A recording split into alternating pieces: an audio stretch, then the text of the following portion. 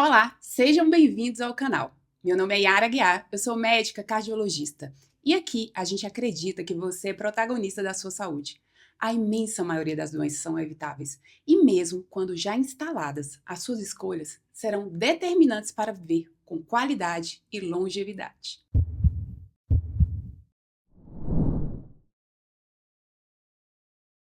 E o tema de hoje foi muito desejado por mim. Sim, porque eu quero mexer nesse vespeiro. É um mercado que cresce de 8 a 12% por ano. E vai movimentar em 2025 235 bilhões de dólares. É o mercado das vitaminas e suplementos. E eu queria esse tema aqui, porque eu queria falar com vocês. Será que é para todo mundo? Mas para falar desse tema, eu escolhi ela, doutora Emanuela Seu, que é médica nefrologista, fez faculdade na Universidade de Ciências de Alagoas, fez nefrologia no Hospital de Base, tem título de especialista pela Sociedade Brasileira de Nefrologia, ela é rotineira da Nefroclínicas Brasília, além de ser secretária de saúde do MPDFT. Muito obrigada. E só podia ser você para mexer nesse vespeiro comigo. Mas enfim, o Brasil é um dos maiores consumidores, né, de vitaminas e suplementos do mundo. Perde apenas para os Estados Unidos e para a China. Dados mostram no estatístico, eu acho que ele está subestimado, mas que 54% dos brasileiros utiliza algum tipo de vitamina ou suplemento. Dentre colágenos, proteínas, minerais e tudo mais. Mas afinal, por que eu quero falar com você sobre isso? Como os nossos rins são impactados, afetados pelo aumento do consumo dessas substâncias? Vamos lá.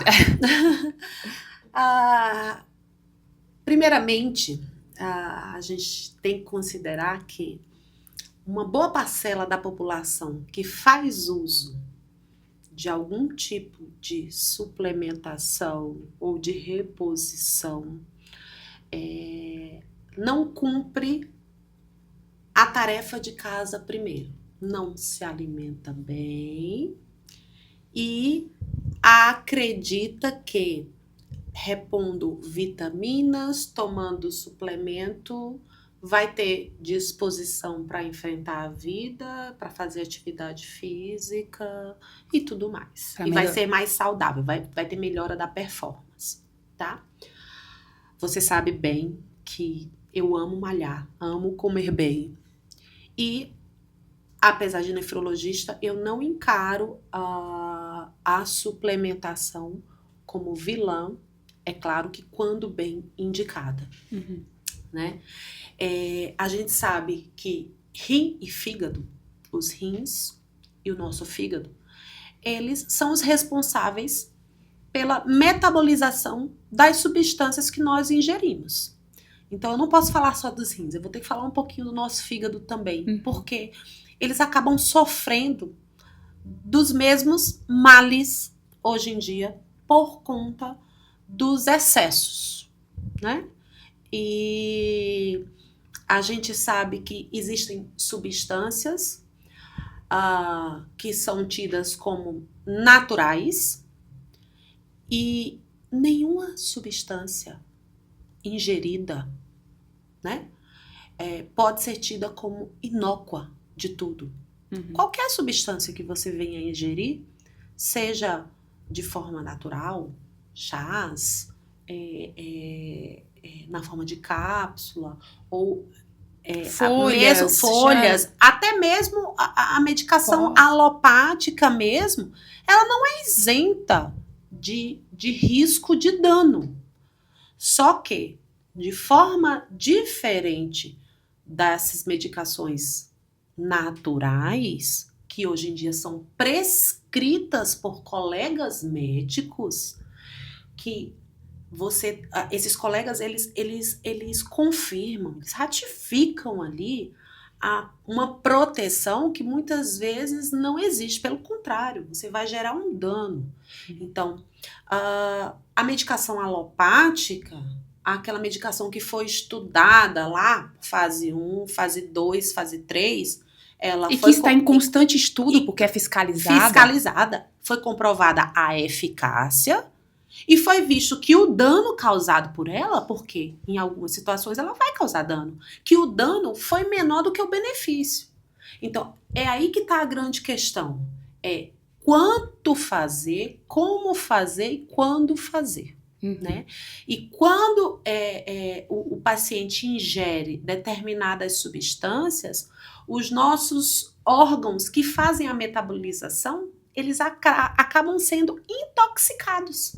Então, nós temos casos, sim, de paciente precisando dialisar, de paciente precisando transplantar o fígado, porque diferente dos rins, que tem uma máquina que vai lá e substitui, o fígado não tem uma máquina para substituir definitivamente. Se o fígado entra em falência aguda, esse paciente ele vai ter que ser submetido a um transplante de fígado.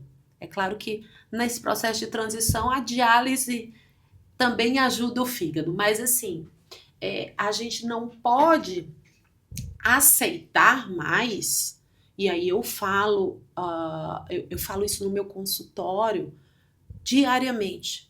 Eu recebo paciente que vem com uma prescrição que tem uns 50 componentes, que ele gastou horrores por aqueles 50 componentes que foram prescritos por um colega médico, ou às vezes até pelo médico junto com o nutricionista, e que não sabe nem o que vai acontecer no metabolismo desse paciente. Porque assim, a substância, numa mesma dosagem, ela pode não causar dano para você e pode causar dano no meu organismo. Mas por quê? Porque a gente tem vias de comunicação diferentes intracelulares, intra-extracelulares. Então, eu não posso generalizar e dizer porque te fez bem, ou não te fez mal, não vai me fazer mal. Na verdade é porque não te fez mal, não né? te fez mal. Porque na maioria das vezes a gente não tem uma comprovação de que fez bem. E porque o nosso corpo, ele tá num perfeito equilíbrio. A maioria dessas suplementações, óbvio, são vitaminas e são minerais que nós já temos no nosso corpo. E que a imensa maioria deles, se você tem uma alimentação equilibrada, você vai estar adquirindo isso na sua própria alimentação. Então, eu conversei aqui também sobre essa diferença.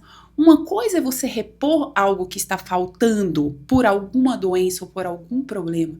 Outra coisa é você suplementar, ou seja, você dá a mais aquilo que já está em equilíbrio. Porque sim, existe uma faixa ali de normalidade, porque senão você pode causar essa sobrecarga hepática, renal, que seja prejudicando o funcionamento que já estava equilibrado. E quais são esses principais tipos, né, de vitaminas e suplementos que se correlacionam com essas alterações, tanto renais quanto hepáticas?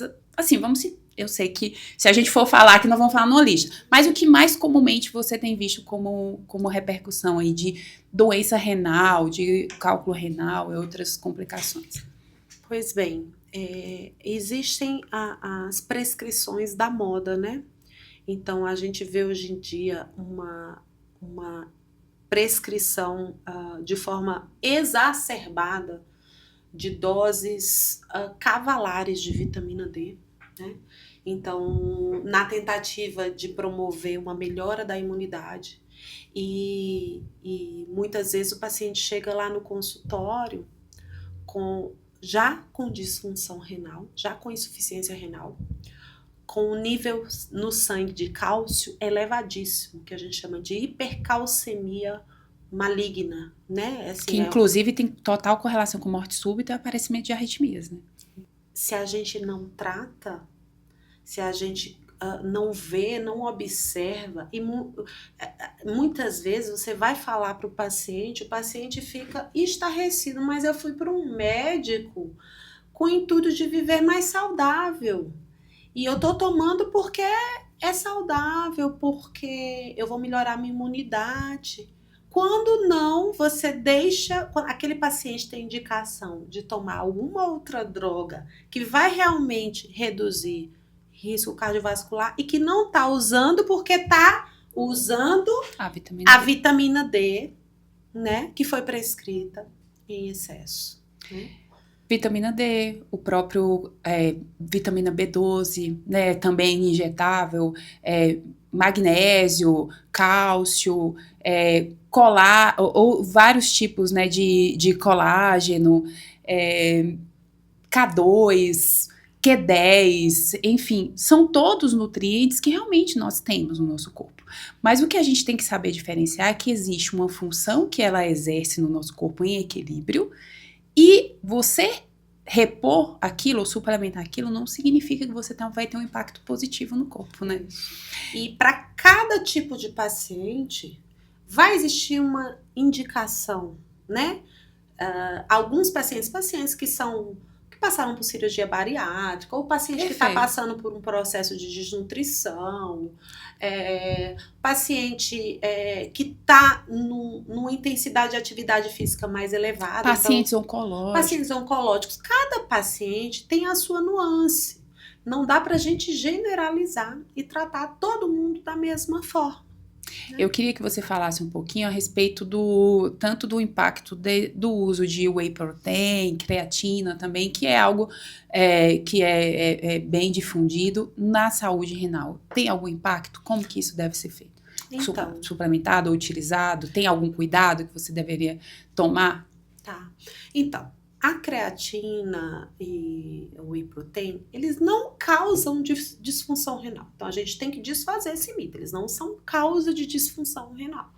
Mas eles precisam ser bem indicados. Se um indivíduo ele já tem uma disfunção renal, ele pode tomar creatina e whey? Em algumas situações, a gente até prescreve, tá? Mas precisa ser muito bem avaliado. Vai depender de quanto está o percentual de funcionamento desse rim. Como é que está o estado de hidratação? Tudo isso vai interferir na dosagem a ser prescrita. É aí que eu falo que um bom nutricionista que tenha experiência na área pode te ajudar, tá? E também não é aquela coisa, né, Manu? Poxa, você não está tomando creatina, você tem que tomar creatina. Não. De forma alguma. Ela também não existe uma indicação formal. Você tem que avaliar cada caso. Não, veja só. Nós, população ocidental brasileira, a gente come muita proteína, né? A gente, teoricamente, se a gente não tem um nível de atividade física mais intensa, a gente nem precisaria suplementar, porque a gente obtém a creatina somente pelo tipo alimentar. Agora, não estou falando do vegano, do vegetariano. Então, tudo isso tem que ser avaliado, né? Agora, se eu faço um nível de atividade física mais intensa, eu posso suplementar com a creatina? Posso. A gente sabe que a creatina, ela é excelente. Já existem estudos que são os dados mais recentes, falando a favor da questão da memória, da melhora da memória a longo prazo, né? Da redução de processo demencial. A creatina, ela melhora a captação muscular de glicose.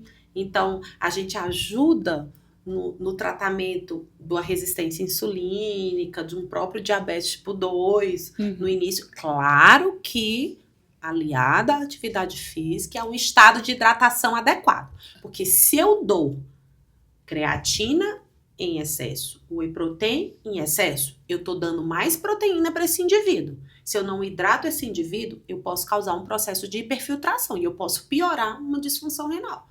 Então, assim, tudo com indicação adequada no momento adequado. Perfeito. Eu escolhi algumas vitaminas aqui pra gente falar, e uma delas que a gente já citou também em outro episódio, que é sobre cálculo renal, que você pode ir lá e falar, e dar uma olhada também, mas é que as pessoas sempre estão atrás de uma imunidade, e nessa questão da imunidade tem a vitamina D, que também ficou bem famosa aí pós-Covid, mas tem a vitamina C. E as pessoas usam de forma desenfreada essa vitamina C em busca dessa tal imunidade. Quais são as consequências da vitamina C, né, para a saúde renal, né? Então, a vitamina C, quando ingerida em excesso, ela leva a hiperoxalúria, que é o excesso de oxalato na urina, levando à formação de cálculo renal. A gente sabe que os rins, eles têm uma capacidade de absorver determinada quantidade de vitamina C. Se você vai na farmácia, hoje em dia, você nem encontra mais comprimido de vitamina C de 500 miligramas. É 1 grama. O rim, ele não tem essa capacidade. Eu falo pro meu marido, não, mas vamos tomar vitamina C. Aí ele vai lá e compra o comprimido de 1 grama. Eu falo, cara, tu tá jogando metade do teu dinheiro fora, porque tu só absorve 500 miligramas. Já começa por aí. Porque quando gripa, quando começa a tossir, não, tem que tomar vitamina C. Gente, mais de 90% das gripes, das famosas viroses, elas vão curar. Independente da vitamina C, do chazinho de alho da vovó, que não é isento de toxicidade, o chazinho de alho também. A gente sabe que os chás naturais, consumidos de forma tranquila, eles são de forma tranquila, de forma que a gente fala na cozinha, de forma equilibrada. Eles não costumam levar a dano. Existem relatos de casos de insuficiência renal quando consumidos em maior quantidade, sim. Uhum. Mas eu já peguei situações em que a vozinha de quase 90 anos chegou convulsionando no pronto-socorro e o sódio dela no sangue, que é um íon que a gente tem no sangue, que manda no nosso estado de consciência, ele estava muito baixo. E ela foi encaminhada, e esse íon, ele pode cair em algumas situações de doença renal. E ela foi encaminhada para avaliação nefrológica, né? Já tinha saído do coma. E uma das coisas gente, que vocês ouviram, né? Ela entrou em coma. Entrou em coma. Para reforçar. E quando ela saiu, que ela foi pro meu consultório, a primeira coisa que eu pensei vou investigar alguma neoplasia, porque a gente sabe que quando o sódio cai rápido demais em idoso, a gente tem que investigar câncer. E eu fucei a avó de todas as formas e não encontrei nada. A avó não tinha câncer. Não tinha medicação que levava à queda do sódio. Eu falei, não, gente, tem que existir alguma coisa. Eu acho que na 3ª ou 4ª consulta que eu fui descobrir, porque assim, para você tirar a informação do paciente, muitas vezes, o paciente acha que ele está fazendo alguma coisa que não é relevante. Então, ele tem uma resistência em entregar. Ela estava tomando um determinado chá, ela tomava 4 litros de chá por dia, esse chá levou à hiponatremia.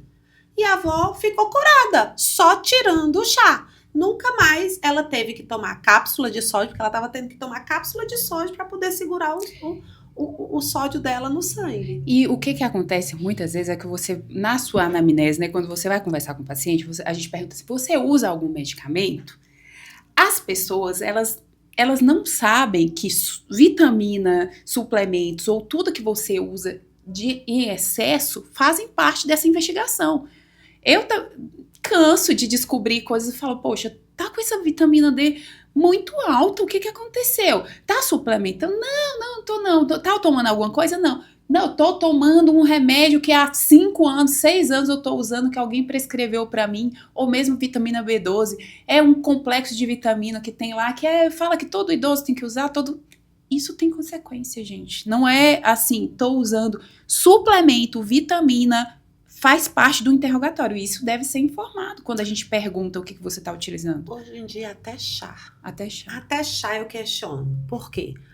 O da modinha, o chá da moda, qual que é? Chá para emagrecer, chá verde. Uhum. Gente, chá verde é um chá antigo. Oriente, todo mundo toma chá verde. Eles não tomam café, né? O café deles. É o chá verde. Só que aqui no Brasil, que não é em todo o país que permite o que é feito aqui no Brasil. Chá verde você compra em cápsula. A quantidade acho que é catepsina, se não me engano, a substância que tem na cápsula do chá verde é tipo 500, 600 vezes maior que a quantidade que você consumiria numa xícara normal. E ela faz intoxicação hepática, levando à falência hepática aguda. E aí o chá verde, o que ele faz? Ele desidrata. Se você não ingerir água junto, se tomado é um diurético. É um diurético natural. E aí ele desidrata e pode levar à formação de cálculo. Olha só que Então, a cúrcuma, eu amo cúrcuma, eu consumo cúrcuma quase todos os dias como tempero. Consumida como tempero, ela não dá nada. Falar igual um amigo meu, ela não dá nada. Agora, as pessoas estão consumindo na forma de cápsula, em doses elevadíssimas e que estão levando a sobrecarga hepática. Inclusive, a cúrcuma, recentemente eu estava conversando com um amigo, 2 pacientes foram internados no hospital, internados com AVCH. E era um paciente dele, isso lá em São Paulo. E eles investigando, poxa, por que esse paciente teve AVCH? Né? Ou seja, sangrou a cabeça. E nada, nenhum fator de risco, não era hipertenso, que é a principal causa de AVCH é hipertensão, não era hipertenso. Cara, mas você não tá usando nada, vocês não usam nada, não sei o quê. Quando foi investigar, eles estavam usando cúrcuma em comprimido. E a cúrcuma, ele tem uma interferência na cascata da coagulação. E isso interfere. Olha que loucura. As pessoas muitas vezes prescrevem isso, falta de conhecimento, né? Porque eu falo que é uma ausência de intelecto, para não falar outra coisa, porque não estudam, né? E tem consequência. Esse paciente teve um AVCH por conta de cúrcuma, né? Assim, óbvio que não tem como você comprovar exatamente que foi isso, mas não tinha nenhum outro fator de risco a não ser o uso de cúrcuma. Aí você puxou o AVCH, aí a gente traz de volta a vitamina do complexo B. Quando dada em excesso, tem relação com AVCH também. Sangramento cerebral também. Perfeito, boa lembrança. Essa semana eu estava no meu consultório, eu descobri a semana passada, dosei vitamina B12 de uma senhora minha, paciente minha, de 80 anos, e a vitamina dela estava acima de 2.000. E eu falei, o que a senhora está fazendo, por favor? Era isso, era os complexos vitamínicos. E aí a gente já respondeu, que era a minha própria pergunta, porque esses medicamentos fitoterápicos naturais, eles também não são seguros. Tudo em equilíbrio, gente. A palavra da vida de saúde é equilíbrio. Algumas coisas você vai poder consumir, chás, ou creatina, ou whey, ou outra suplementação, desde que seja algo equilibrado. Não é porque é natural, saiu de uma planta, que aquilo vai mal. Veneno de cobra também é natural e mata. Então, vamos prestar atenção nisso. E existem, assim, porque aqui a gente está demonizando, parece que a gente está demonizando, que é contra. Não, é porque a gente está vendo tanta complicação disso que a gente precisa alertar as pessoas que são desinformadas. Mas existem indicações específicas, né? Sim. Existem indicações específicas para o uso desses suplementos, dessas vitaminas, até nos doentes crônicos que você atende? Sim, existem indicações específicas.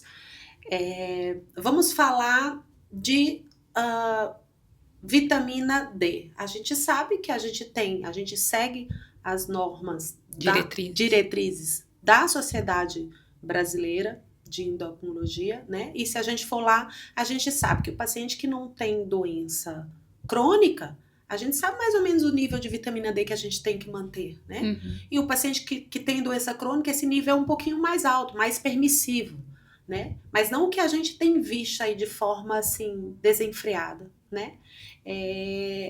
Existe uma situação, pelo menos que eu me lembre, eu posso até estar enganada, uma única situação em que são permitidas doses mais elevadas de vitamina D, né? Que é numa doença autoimune, né? Esclerose. Já existem estudos comprovando que na esclerose múltipla, apesar das possíveis complicações da hipervitaminose D, então esses pacientes têm alguma melhora, né, do quadro, pelo menos retardar um pouco mais a doença, né? Mas isso tem estudo comprovando. E você vai precisar de esse acompanhamento e não retira o outro tratamento, porque também existe medicação específica para o tratamento da esclerose múltipla, né? Não exclui, né? E algumas vezes o médico neurologista vai avaliar essa necessidade, né? Exatamente. Mas isso não vale para qualquer doença autoimune, tá? Repito, não vale para qualquer doença autoimune. Como eu já recebi no meu consultório, uma paciente que acompanha, que ela tem uma dermatite autoimune, certo? E ela acompanha com o Dr. Vitamina D, eu posso falar assim, né? Não vai dizer que... o nome, o Dr. Vitamina D prescreve injetável doses elevadíssimas de vitamina D para ela. E ela chegou no meu consultório com uma insuficiência renal, com a vitamina D dela na faixa de quase 300, tá? Meu Deus. Então, vitamina D normal para nós que não temos doença crônica, 20 a 30. Para quem tem doença crônica, 30 a 40, 30 a 50, por aí. Então, ela, olha o nível que ela estava. E ela já tinha, inclusive, sintomas de hipercalcemia. Estava constipada, nauseada, com disfunção renal. O rim não estava funcionando bem, só estava funcionando na faixa de 30%.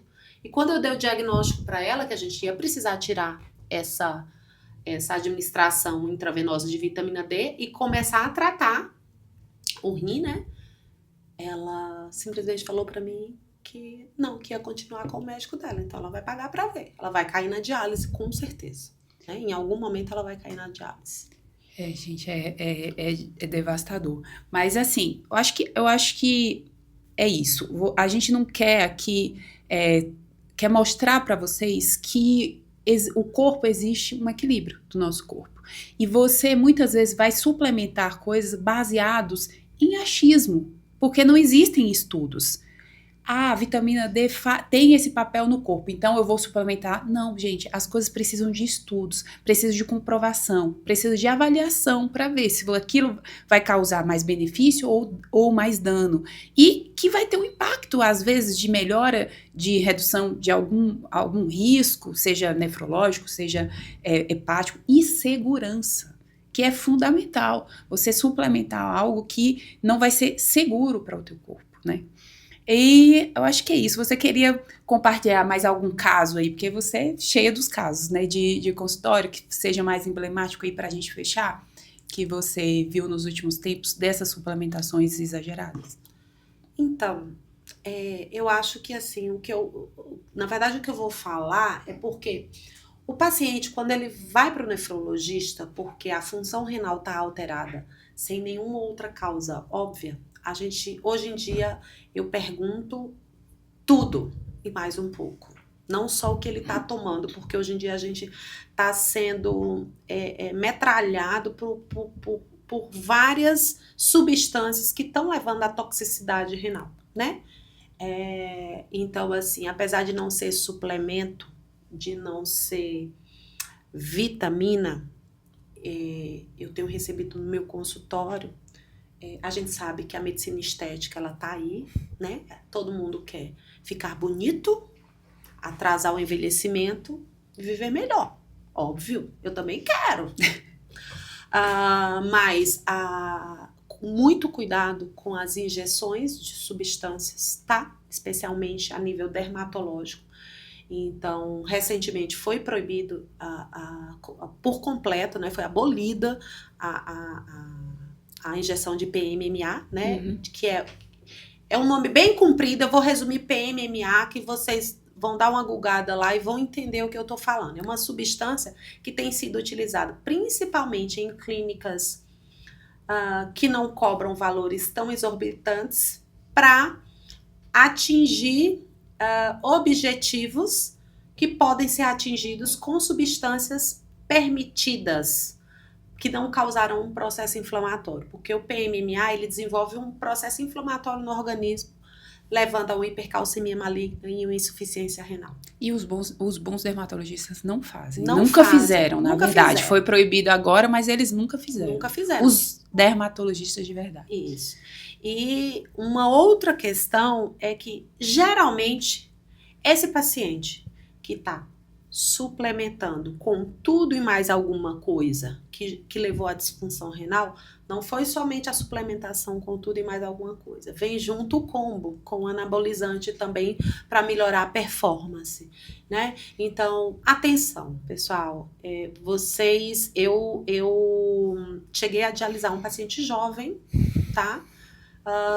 Malhado, marombado, porque ele fazia uso crônico, ele entrou na máquina de diálise, ele continuou dialisando e ele falou que não abriria a mão. Então, a gente passa por uma doença mental também junto, né, mano? Eu acho que a questão da conscientização, né, é o culto ao corpo a qualquer custo, a qualquer preço. Então, atenção, muita atenção com os excessos. Excesso também de exames. É algo que a gente tem visto, Yara. Então, as pessoas dosam. zinco, selênio, dose uma tabela periódica inteira. Com qual objetivo? Se eu sou uma paciente rígida, se eu não tenho uma doença grave e que eu não precisaria repor nenhuma substância. Qual o intuito de dosar? Né? Exatamente, fazer exames desnecessários.